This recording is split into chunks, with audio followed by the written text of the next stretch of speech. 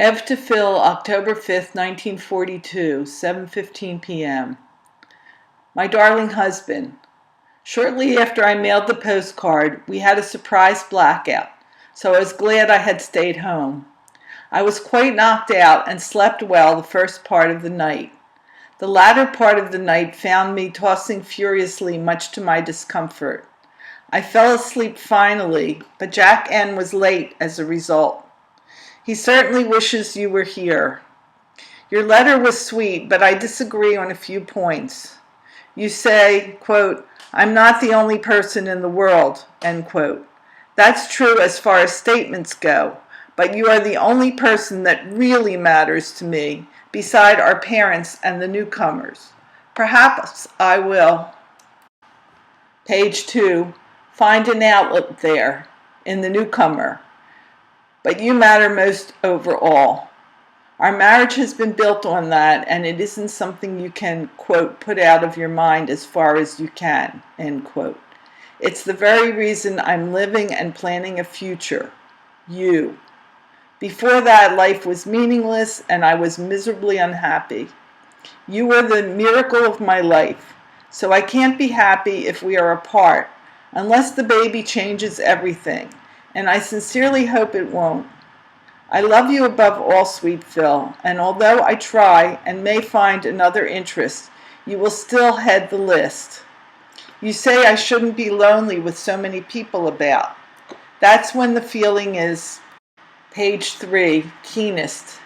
I feel closer to you when I am alone, further when I'm with someone else. Most other people are too concerned with their own interests to care what I feel or do. I was alone all day today. Mom had shopping to do. Gloria went into town. Today she was off for the day. The two Harrys took Jack's car and beat it. We had company for supper tonight. Gloria's brother Sam and his wife Molly, whose wedding we attended. And what a beautiful and delicious repast it was. I set the table, of course. I didn't feel too badly today, but then it's only Monday. It was a dismal, rainy day, and I did all I could to keep busy. My mom gave me a lot of American, page 4, stores coupons, from coffee, evaporated milk, etc., and I intend to get an electric waffle iron. There is only one trouble. I have enough to get a plain waffle iron, but I have my eye on an electric sandwich toaster with interchangeable waffle irons, which is 200 coupons more. The coupons are only good until December 31st, 1942, so I don't know whether to wait, save more coupons, get the plain one, or ask them if I could make up the difference with cash. What do you think? Incidentally, and I've noticed this before, occasion is spelled with one S. In closing, my sweet daddy-to-be, let me say I'll do my best to make your wishes come true. You say, quote, I will come again. Just remember that, end quote. That's all I have left, so I can't forget.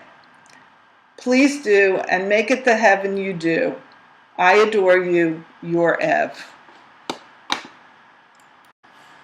Phil to Ev, Monday, October 5th, 1:55 p.m. Ev, dearest. Arrived safely in barracks at exactly 10:30 after what seemed a very fast trip. I slept most of the way. It certainly was swell getting home, even if it was such a short visit. In retrospect, it seems I was home about an hour. Honestly, Ev, it gets harder to leave you each time. Your sweetness is magnified in proportion to my absence from your side. Sometimes I love you so much it hurts. This morning dawned cloudy and damp. After breakfast, we marched out for drill. The instruction was the manual of arms.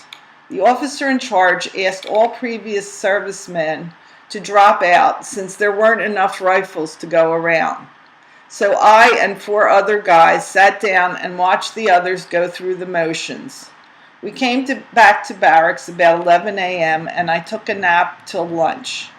At 1:30 we went out to the field to play some softball to kill the afternoon, but it started to drizzle shortly after we got there, and we came back to barracks again.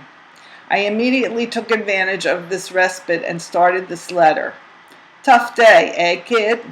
Can you blame me for liking it here? I'm planning to write to Sid Brown as soon as I post this. Then I think I'll continue my nap where I left off. Until tomorrow then, Chippy, keep your chin. Page 2, up. Maybe the thought that I'm thinking of you every instant will help to keep you smiling. Don't be blue, my sweet, for all things must come to an end, and this being away from you will someday be a thing of the past. In the meantime, look forward to that happy day and keep smiling. My love to all. I am, as ever, your loving husband, Phil.